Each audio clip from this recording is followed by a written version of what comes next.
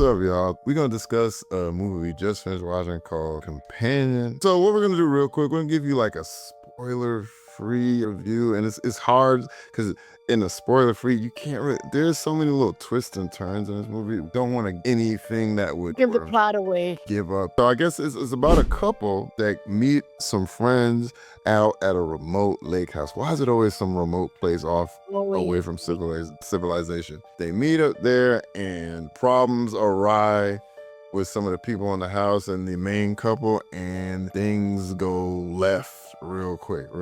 All the way left. And without giving anything away, one of the things that I thought was interesting was just there was sort of a parallel between like, okay, the theme with the substance, right? You know how the substance was like, used up and then discarded? The similar theme here. Yes, definitely, yes. Dehumanization. That was an interesting sort of part of it, a parallel, if you will. Another thing I liked also how it subverted my expectations, like left and damn right. Don't get me wrong, there was a couple of times I predicted something was gonna happen, but still some of the things that did happen, I was like, okay, I wasn't expecting that. The movie was moving, like throughout the entire thing, there wasn't a dull moment.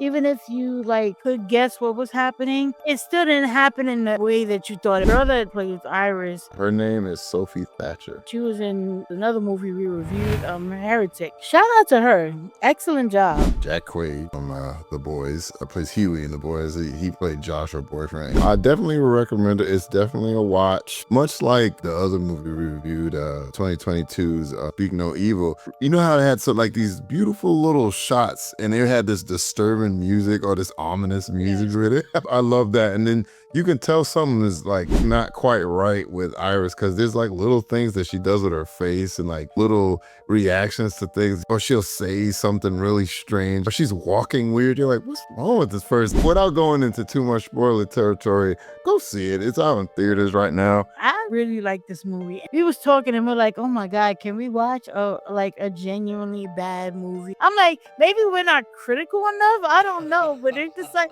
this was a good one. I was able to predict one thing. Everything else was, you predicted something. Our editor predicted something as well. Yeah. And so it was fun because we were able to predict these things, but it still was crazy. So I'm going to say because of that, I'm going to go 9.8. I really liked it. It was good. It was really good. I'm going to just give it a solid 9, but I enjoyed it as well. Now that we're past that. Now it's time. So spoilers. You've been warned.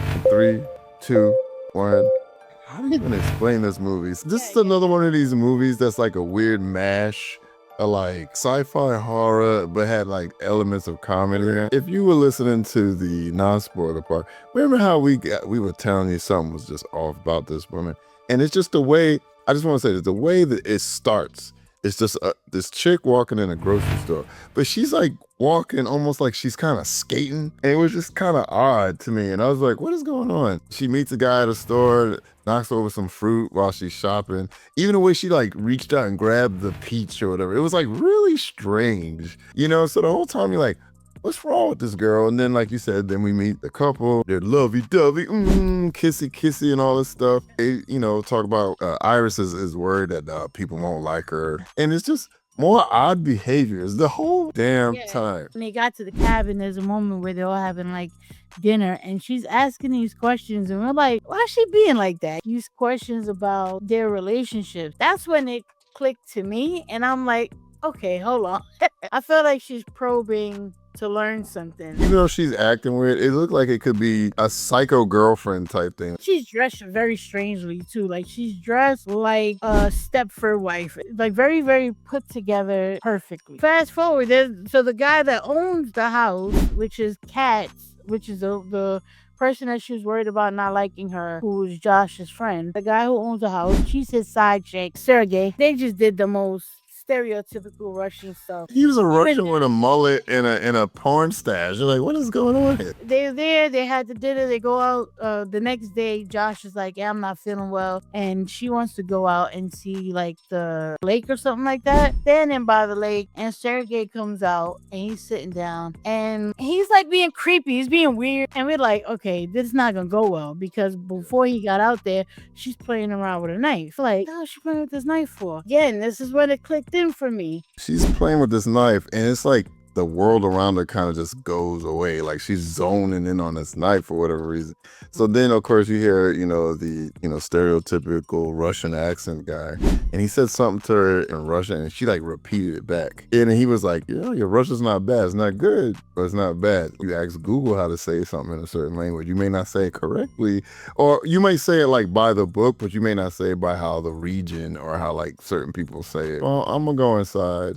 And I gotta give a shout out to Sophie Thatcher. The way she spoke and like moved her mouth and stuff, like the words she said, it was just so off. It was so weird. And so he's like, oh, you like the lake house, right? He's like, yeah. He's like, well, don't be rude, just sit down with me. So she sits down. And he asks her to put like sunscreen on her. And then he just like gets up, grabs her and starts, smelling on her and kissing her. And she's like, hey, you're not supposed to do that. And he's like, this is what you're here for. And you think it's just, oh, here we go. It's going to be some grape situation. And it just cuts to friends in the house. And then she just walks in the room with a bloody knife. Oh my God. Her head to like under her breasts are just covered in blood. And I'm like, whoa, we all were like, whoa. The twist comes out that this girl's a freaking like companion, like, which is why it's called companion. She's a robot. Everybody's wigging out like, oh, we gotta call the cops and and they tie her up and they call the cops and the business that created her to come, get this faulty robot. And dumb Josh is just sitting there talking to her, lets her know she's a robot. He's telling her that she's a robot. If you don't know that she's a robot yet, even if you're mortified by what you're seeing because she's covered in blood, there should be a moment of anger for what just happened. There was nothing. This is before we knew it was confirmed that she was a robot. And he was just like, well, what are we gonna do about this? Not really, are you okay? What happened? Like, so she's telling him he was trying to hurt me. Take me away from you. Yeah. And take me away from you, and the thought of not being with you hurt me, and all of that, all the romantic shit. He's just like, well, what are we gonna do? And then he tells her to go to sleep. It's confirmed that she's a robot. But for me, it was interesting because there was a disconnect there. And we got into the conversation while we were watching it about like ethically, like how do you have something like that and be ethical about it? How does that even get introduced to the conversation? Like does a robot have autonomy? Can a robot consent? You know what I mean? Like, It's an interesting conversation because why would she defend herself? This story has so many twists. One of my favorite part of the movie is like when she escapes and then you find out that like he modded her. Because we were discussing this, how most, whenever you watch this like AI or like Android type movies, they always make sure that the robot can't hurt humans. That's always built into them. I said there's like these 3 laws. I forgot the name of them. It's from in other movies. And the main one is they're not supposed to be able to hurt man, and usually they're not supposed to hurt each other as well. And for that to happen, either somebody had to change something, or maybe this thing became sentient and was able to override its settings. You find out that he modded Iris to, probably told Sergey he could have his way with him. They set that up so he would force himself on her, and you find out that they set this all up so they could rob this dude because he's rich. He has millions in the cabin. Oh, okay. So this was all, so it wasn't just a messed up accident. Like, and then another fair part is when you find out Eli's boyfriend Patrick is like an older model companion. And you're like, what? That was another one. It was just like, what? That was one of my favorite parts too. How Eli was all of a sudden like down to go hunt for Iris after she had ran away, Another cool part that I also liked was just how all those bad things that was happening to Josh, like him getting his fingers slit, getting run over. Basically, they hitched this plan to have her unalive Sergey, and then they can like basically have her take the fall for it, and then they'll split the money. That plan went horribly wrong because she ends up taking the phone that controls everything about her. He basically spilled everything to her, thinking that, oh, we gonna ride this next day out. I'm gonna put her to sleep tomorrow. We done. That didn't work because she quickly realized, and it brings us to the conversation of like, I guess it's a nature versus nurture type of thing. Like, if you have these robots because another plot twist was she didn't know she was a robot. To the owner, which is like you saying, is like the theme of being like owned and discarded, right? Like to him, you're just like a PlayStation with settings for me to tweak. It shows you that these things, AI is like highly advanced to the point where they're damn near sentient and they have feelings. They're just tethered by the controls that the human owner has. So it's almost like you're enslaving a sentient being. And it's the parallel to like women, right? Or even people in general. But there is that. That's why I said there's a parallel to the substance where he used her, he got what he wanted, he busted some nuts, you know what I mean? And then when he was You see a very close are you like, oh come on, bro. when he was done, he was just ready to discard her. Get her to do what he wanted her to do. And then there was also the difference between him and her because he was merely his bot and vice versa. I thought that was pretty interesting too, like seeing that parallel. And like it makes you think of like there was a video that just went around recently of Cine-Sanctum, who's a streamer, kicking around this robot that him and his friends. And people really had an issue with that. And everybody was like, well, it's just a robot. Who cares? And they were like, yeah, but the problem is what people would do when there are no boundaries, when there are no restrictions. How cruel would they be? And that will extend to living beings if it was allowed to. And that's like History. the underlying issue. Right, exactly. There was even another story, I think it was like at a sex convention or whatever the hell those things are called. And there was like a sex bot and men like they destroyed the sex bot because they had the ability to, Now, let's go to human beings. There's a story in France of a man who over years would drug his wife and have men come and have their way with her. And how many men went in and out of that room or knew this was happening because there were men that declined the offer and didn't say anything. People could say, well, it's just a robot, right? But we see that shit extends to human life. And if it becomes okay, how far will it go? When your AI or whatever or robots get to that point where they're thinking and feeling, and it's not just settings. That was also a point in the movie at near the end where they came and picked up Iris, and they let Josh know that she records everything. And then when the guys were in the truck, they knew that he modded. He's like, how would she be able to? Oh, he modded it. He's fucked. And he's like, they have to record these things for fraud and stuff and other reasons because guys take them in the basement and torture them, or they use them for target practice or set them on fire, like just like what you were saying with these other things. Human beings being abusive animals for some reason. Yeah, it's fucking ridiculous. Some parts are like really fucking brutal, like what happened to the Deputy Hendrix. Oh Lord, fuck. Oh my god. Like a couple times in this movie was almost like Terminator. Patrick, the other robot, eventually got rewrote by Josh to capture Iris because Iris was, taking everybody out. And she didn't really mean to do it. She obviously protected herself against Sergey. She ended up killing Eli. It was more of a self-defense thing. She wasn't like hunting him down in the woods, but he rewrites Patrick, the other companion, and mods him, turns his aggression up to 100, and he is literally like T-1000. He was just going around murking everybody. It's extreme prejudice. When he modded him, he of course had the love sync that happened, which is when the robot boots up and the person has to put their face in front of them and they basically sync it up to there being like a vague memory of how they met. Patrick is all about Josh, and then he turns up his aggression and all that. He becomes some, unaliving machine. When he goes out to take out the two employees from the company, he takes out one of them, but then the other one still lives. He doesn't get to finish the job on that one.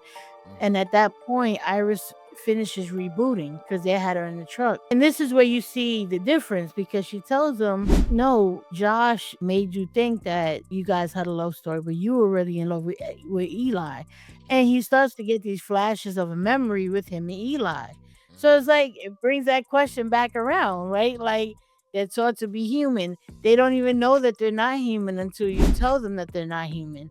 They feel like they feel emotions. They feel some sort of version of love or whatever. How do you at that point tell him that it wasn't real? That also goes back to the difference between the relationship between Iris and Josh and Eli and Patrick, because as you could tell, like they said, they loved each other. You know, Patrick even explained his feelings for Eli, right? And to the point that when Eli died, he totally he wasn't deactivated, but he just wouldn't even move. He just was catatonic. He just stopped moving. He had no reason to move until he was reset. And even to the fact that with him being factory restored, he remembered who he was, and he remembered who Eli was, and then instead of continuing to operate, he decided to literally delete himself, which was kind of crazy. It was kind of bittersweet at the same time because he was out here just taking everybody. Yo, when Josh told him to stop Cat, he stopped her. You didn't say how, you know? And it was just like, wow. So first thing I didn't like was they have a slider that has the intelligence, right? And I don't think it should have been intelligence. They should have gave it another word like personality or maybe autonomy. Because I felt like when she had her slider, when she had her phone, it was at 40. It was funny because she made some kind of shitty remark toward Josh after she said, she's like, of course you could have it at this level. So when she turned it up to 100, I remember when they said that like having up to 100 would make her like a master's degree college graduate or something like that. You stick that with her being AI, also being a robot. She obviously has some kind of Wi-Fi and some kind of connection to some system. I thought that she was going to turn into this unstoppable robot. You know what I'm saying? That she would know, okay, home is this many miles away. Now, she did do some thinking, don't get me wrong. Unfortunately, you know, she had to use the phone to do some of the stuff, but it still was kind of cool. I thought her intelligence was going to like skyrocket, and it didn't really seem like that. She thought like a regular person, in my opinion. That's another part when, once again, he turns the intelligence down to 0, and all of a sudden now she's just like a robot with no autonomy, and you know, she puts her arms down, he puts parallel to the table. But when he was burning her, settings are like caging her mind. So it's like she's crying, she sees her hand burning, she can feel it, it lights up, and it's just like, I'm like, that doesn't seem like intelligent. If they had a different name, it should have been, those two instances shouldn't have been attributed to like intelligence. It should have been will. Perfect. Will works much better because it's like when it's turned to 0, she can't think and move for herself. She just waits for a command. Right. Versus when it's at 100, she's way more independent. Even though she's still programmed to love him, she can fight it. Versus when it was to 0, she had like no control over herself. So now I don't know how high her aggression was either, but she was like this. I mean, at some point, like near the end, like Josh or Jack Quaid's character was just tossing her around, and I'm like, okay, what is going on here? That strength thing, I wasn't too clear whether it's a setting that could be changed, or was it just proportional to the size? Even as robots, we still got to be subjected to sexism. Right, because it shouldn't. As you saw when she took that skin off, there's a metal arm. That's, you know, for stuff to move like that, it would have to be like, I'm not saying, you know, in the future they may change it, but it would be stronger than a human. And obviously there's no muscles under there. It's just straight metal. She should have been able to grab his arm and crush his hand or something. If it could be a woman-sized hand, if it's a robotic arm and I'm trying to arm wrestle it, it's probably gonna beat me. So those are only like 2 things I guess I put if I had a negative thing to talk about. Even after finding out that she was a robot, there was always a new twist. It was like, because even after finding out she was a robot, then you find out they set her up. It was like, whoa. And she was a rental. Like, he didn't buy her, he rented her. That's a thing that actual women have a fear about if they have these walking, talking sex bots. A lot of women feel like that they're going to be replaced by these things. Josh's character, he's this little whiny bitch ass dude that like sits around. You could tell like his house wasn't like that cleanly. Like, it wasn't the chunkiest house in the world, but he's not the most hygienic person. Cutting his toenails in the living room. There was a bunch of junk on the table he had to clear off just to sit in front of her to do the little face scan. And then when he forced her to like be in a chair, and he was just talking about how like an incel that couldn't get no women. Like, if a manosphere person wrote that character, yeah, it would be Josh. Yep. And like, you can see like he just didn't get no respect from like the other woman in the show, Kat. So I'm sure when they were like whispering to each other when it looked like something might be going on with them, that they were probably discussing the plan. Well, it was like a story of like people being disposable to other people, right? Because like to Kat, Josh was disposable. And then he inflicted that pain on Iris. And then he inflicted that pain on Patrick to some degree. And Eli passed away. And he was even a shitty to Eli. So it's like, Josh, you're just alone because you're a piece of shit. It has nothing to do with you being a man. It has nothing to do with your place in society. None of that. You're just a piece of shit person. And he like was crying like at the end, like, you treat me like every other woman in my life. And I'm like, she's a robot. Oh, She died in spectacular fashion. Oh, that was really good. Shout out to Iris, because that was a level of they tricked us because they showed something else and then that came out of nowhere. But then again, they kept showing that item being used throughout the movie too. that murder came from the depths of whatever soul she had. And then she gets to make off with the money. So, and she took off in a fire-ass Mustang. So it was good though. I really, really enjoyed it. Me too. I don't know what movie we're gonna watch next, but whatever it is, we're gonna have fun watching it. So anyways, we'll see y'all next one later. Bye.